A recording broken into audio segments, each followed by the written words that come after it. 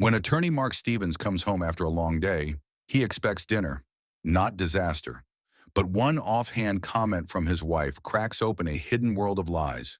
What follows is a silent investigation, a devastating betrayal, and a calculated move that delivers justice not just for him, but for someone else too. It was a regular Thursday evening when Mark Stevens pulled into his driveway just after 7. The house was quiet, save for the faint clatter of pans in the kitchen. A familiar comfort greeted him, the kind he'd grown used to over the past 7 years of marriage. Mark, a 36-year-old attorney known for his precision and calm, stepped inside, expecting nothing more than dinner and a quiet night. Sarah was in the kitchen, stirring something over the stove. She didn't turn when he walked in, just offered a distracted "hey." Her tone was off, not cold, but not quite present. Mark noticed it instantly. Years of courtroom work had trained him to pick up on the smallest cues.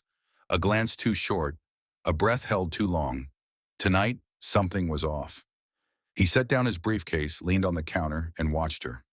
"Tough day?" he asked. She nodded, eyes fixed on the pot. "Usual chaos in the ER. Then, without warning or build-up, she said, "Mark, James is in town. Would it be okay if I grab coffee with him tomorrow?" His brain stopped. James. That name hadn't come up in years. Sarah's ex-boyfriend, the only one she ever really talked about, and even then, rarely. Mark had never asked for details and Sarah never volunteered them. All he knew was they had ended badly. Shouting matches, sudden silence, something unresolved. Mark kept his voice steady. "James, from college?" She nodded casually like she'd asked to grab coffee with a coworker. "He's in town for a few days. Reached out. Figured a quick catch-up wouldn't hurt." Mark stared at her. "Why now?" She shrugged. "I don't know. Just felt like it." He didn't raise his voice. He never did. "Look, I'm not trying to control you, but this doesn't sit right with me. You've said before that it ended badly. You haven't spoken in years. What's the point?" Sarah finally turned to face him. "It's just coffee, Mark. But if it really bothers you, I'll skip it." That was it. No pushback. No discussion. She returned to the stove, humming under her breath like nothing had happened. Mark wanted to feel reassured. She said she wouldn't go. Problem solved, right? But his gut didn't agree. There was something too easy in her answer, something too smooth. He told himself not to obsess, but the unease stayed with him through dinner and well into the night. The next morning she kissed him goodbye and told him she had an evening shift at the hospital. That was normal. What wasn't normal was the silence that followed. Sarah had always texted when she left work. A simple habit. "On my way. Be home in 20, that kind of thing." Now days passed without them. When Mark asked, she said things were busier than usual. Emergencies, short staffing, nothing specific. He tried to accept it. Hospitals were unpredictable. Still, something gnawed at him. Her answers didn't feel like answers. Then came Tuesday. Mark got home late and found Sarah already in bed. She mumbled that she was exhausted. No mention of dinner. No eye contact. No questions about his day. She fell asleep fast. Too fast. And Mark lay awake staring at the ceiling, his mind racing through every odd moment of the past week. Was it James? Had she gone to that coffee anyway? He hated feeling like this. Paranoid, suspicious, insecure. But facts didn't lie. Her habits had changed. Her tone was different. And Mark, who prided himself on logic, couldn't deny the pattern forming before him. The final push came 3 days later. She claimed she'd be working a double shift that Friday. Mark said nothing, just nodded and smiled. But inside, a decision had formed. He was done asking, done guessing. He was going to find out the truth, not by arguing, not by accusing, but by watching. And that's when the real story began. Friday arrived and Mark left the office earlier than usual. He didn't mention it to Sarah. She had told him she'd be covering a colleague's shift at the hospital, and he let her believe he'd be working late on a case. He didn't feel proud of the lie, but he wasn't chasing pride. He was chasing certainty. He parked across from the hospital, far enough to avoid being seen, but close enough to monitor the main entrance. His hands gripped the steering wheel tighter as the minutes passed. Sarah's shift was scheduled to end at 6. If she was really working late, she'd stay inside. If she wasn't, at 6:07 she walked out. No scrubs, no fatigue, just calm, purposeful steps. She glanced around quickly, almost instinctively, and headed to her car. Mark stayed low, started his engine quietly, and began to follow. She didn't drive far. 10 minutes later, she pulled into a small restaurant in a quiet part of town. The kind of place you didn't stumble upon. You planned to meet there. Mark parked 2 blocks away, walked the rest. Through the large front window, he saw her sitting at a booth, smiling, relaxed. Across from her was a man he instantly recognized from an old photo Sarah once forgot to delete. James. Same sharp features, same confidence in his body language. They weren't just catching up, they were reconnecting. Mark didn't enter. He stayed out of sight, watching just long enough to see their body language. Close, familiar, unmistakably personal. After nearly an hour, they stood and left the restaurant together. She laughed at something James said, touched his arm lightly. Then they got into James's car. Mark followed from a distance. They drove across town, out of the city center, and pulled into the lot of a small motel. She didn't hesitate. Neither did he. Mark's hands tightened again. Every doubt, every question, suddenly had an answer. And yet, he didn't feel relief. Only a cold, quiet certainty. He didn't approach them. He didn't yell. Instead, he grabbed his phone and did something he never thought he'd do. He baited her. Typing slowly, he sent a message. "I'm outside the hospital. Something urgent came up. Need to talk." 3 minutes passed. Then her reply arrived. "Can't talk right now. Still with patients. Might be a while." He stared at the message. She was inside a motel with another man, and she was lying without hesitation. It didn't just confirm the affair. It revealed something worse. How easily she could look him in the eye and fabricate a story. How little effort it took for her to rewrite reality. But Mark didn't move. He waited. He wanted to see how far she'd go. 5 more minutes passed. Then the motel door opened. Sarah stepped out first. James followed. Her face was tense now. She kept scanning the lot like she expected something to happen. Their eyes met. Mark didn't wave, didn't speak. He just stood by his car, expressionless. Sarah froze. He didn't wait for her to explain. He turned, got into his car, and drove away. Behind him, he imagined her trying to decide whether to chase after him or disappear. But that was no longer his concern. Back at a modest hotel on the edge of town, Mark sat in silence. He ignored the flurry of calls and messages. Apologies, pleas, excuses. They piled up on his screen, unread. He didn't need explanations. He had all the information he needed. Now came the hard part. What to do with it? He could walk away, divorce her quietly, rebuild his life. But something about the look on James's face stayed with him. It wasn't guilt. It was familiarity. Like this wasn't his first time, and likely not his last. Mark opened his photo app. He had taken a picture of them walking into the motel. Not out of spite, but out of instinct. Proof. He began to scroll through social media, found James's profile quickly, and even faster, found her, Megan, James's wife. In her photos, she smiled brightly with James. Their kids, a dog, a life that mirrored what Mark once thought he had. He hesitated. Then he sent her a message. Short, clear. Attached was the photo. He didn't expect a reply. He didn't need one. But he felt something shift. Like for the first time in weeks, the ground beneath his feet wasn't moving. He had uncovered the truth. Now, all that remained was what came next. Mark woke the next morning to a room filled with silence and a phone filled with missed calls. He didn't answer any of them. Most were from Sarah. A few were from mutual friends. No one knew anything yet, but the cracks were forming. He sat up, looked at the time, and for the first time in days didn't feel like rushing anywhere. His only task now was clarity. He hadn't heard from Megan yet. Part of him wondered if she'd seen the message at all. Another part didn't need confirmation. The point wasn't retaliation. It was disclosure. What Megan chose to do with the truth was her business, but she had the right to know. Later that day, a message came through. It was from Megan. "Thank you. I don't know what to say. I had a feeling something was wrong. I just didn't have proof." I do now. I'm ending this. And I'm truly sorry for what you're going through. Mark stared at the screen for a long time, not because he was surprised, but because of how calm he felt. Her reply didn't bring satisfaction, but it did bring confirmation. The truth had landed in the right hands. By that afternoon, Sarah had stopped sending texts and started calling from different numbers. He didn't answer.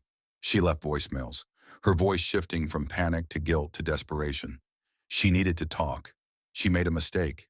She didn't know what came over her, but Mark did. She lied because she could. She thought he'd never find out. She believed his trust was permanent, unshakable, and maybe for a while it had been. When he finally returned to their shared home, it was with a purpose. He didn't come to argue or negotiate. He came to pack.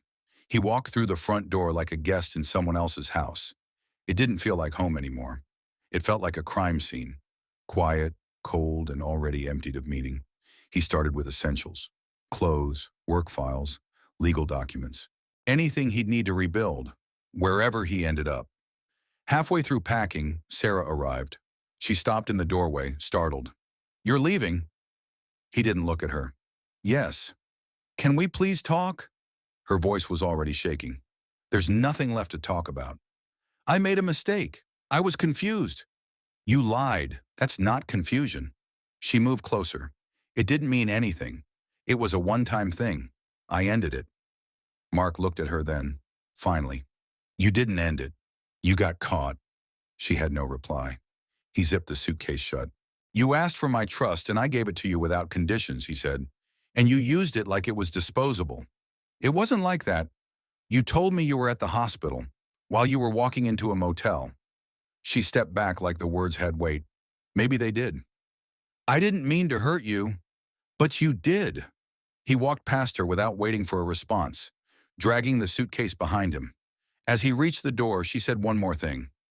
"Are you really just walking away, after everything we've built?" He paused. "I'm not walking away. I'm leaving something that doesn't exist anymore." The door shut behind him with finality. That night he checked into the same hotel he'd stayed in before. The familiarity made it easier. He turned off his phone, ordered nothing, spoke to no one. But his mind didn't spin like it had the night he caught her. It was clear now. The lies were over. There was no bargaining, no need for explanations, no tug of war between hope and reason. Just action. In the days that followed, he contacted a divorce attorney. They made the process clean. No drawn-out battles, no requests for reconciliation. Mark didn't want to punish Sarah. He just wanted out. By the end of the week, he'd submitted all the necessary paperwork. He handed over the house without protest. He didn't care about property. What he wanted back wasn't something the court could award. Peace. One evening, while sipping coffee in the hotel lobby, his phone buzzed again. A new message from Megan. "I filed today. Just thought you should know. Funny how betrayal from someone you trusted can be the thing that finally sets you free." Mark didn't reply. He didn't need to. She understood, and that was enough. He knew the worst was over. But what came next? That part was up to him. He didn't want revenge. He didn't want closure through someone else's pain. What he wanted was a new beginning. Mark didn't return to the house. After that final conversation, he never stepped foot in it again. Everything he needed was either in his suitcase or in storage. The rest, furniture, photos, wedding gifts, meant nothing to him anymore. They belonged to another life, one he had no intention of revisiting. He stayed at the hotel for a few more weeks while he finished tying up loose ends, finalizing the divorce, settling accounts, transferring his work files to a remote setup. The firm offered support, but he declined extended leave. Routine helped. So did distance. Sarah kept calling at first daily, then less often. Her messages shifted from desperation to apology to silence. Eventually she stopped. Mark never replied. Not once. One evening, after another quiet day filled with paperwork and small victories, Mark stood on the balcony of his hotel room and stared out at the city. Chicago looked different now. Less alive, less his. The skyline felt like it belonged to a different version of him, a version who believed certain things were permanent. That version was gone. So he began planning a move. For years, Mark had dreamed of living by the coast. Not the tourist traps or flashy beachfronts, but somewhere quieter. A place where days were slower and space existed between one thought and the next. He narrowed it down to Oregon, coastal town, modest population, enough distance from everything familiar. Within a week, he'd found an apartment. Simple, clean, with a view of the ocean. He signed the lease, packed what little he still cared to take, and drove west. No announcements, no goodbyes. Just a quiet departure from a life that had already ended. The change was immediate. Mornings started with the sound of waves instead of traffic. Coffee came from a local cafe where the barista learned his name by the second visit. He walked more, talked less. Each step felt like it was reclaiming something. There were no instant transformations, no sudden sense of purpose, just space, and in that space, recovery. He kept his legal work remote, choosing fewer clients, more selective cases. His focus sharpened. So did his sleep. The exhaustion that had weighed him down for months began to lift. Some days he thought of Sarah, not with anger, not even sadness. More like reading an old case file. You remember the facts, but the emotions are filed away. Then a message arrived. It came from an old college friend, someone who still lived in Chicago and occasionally crossed paths with people from Mark's former life. The message was short. Heard about Sarah. Not sure if you care anymore, but she's not doing well. Depression mostly. Keeps to herself. Stopped working a few months ago. Mark read it twice. He felt nothing. Not because he was cold, but because that version of him, the one who once loved her, no longer existed. The choices she made had consequences, just as his did. She had betrayed trust, and that trust, once broken, wasn't something he could salvage on her behalf. He didn't reply to the message. He just turned off the screen, walked down to the beach, and kept moving. This life, the one he'd built from scratch, was quiet, yes, but it was his. And for the first time in years, he felt grounded. Occasionally, he'd meet people from town. A retired fisherman who played chess by the pier. A bookstore owner who hosted trivia nights.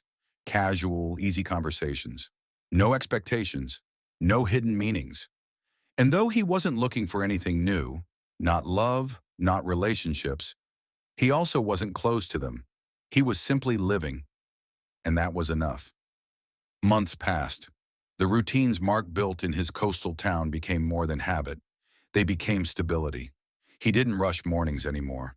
He read more, ate better, slept deeply. And though the scars of betrayal hadn't vanished, they no longer dictated his thoughts. What once consumed him now felt like something he'd walked through, not something he still carried.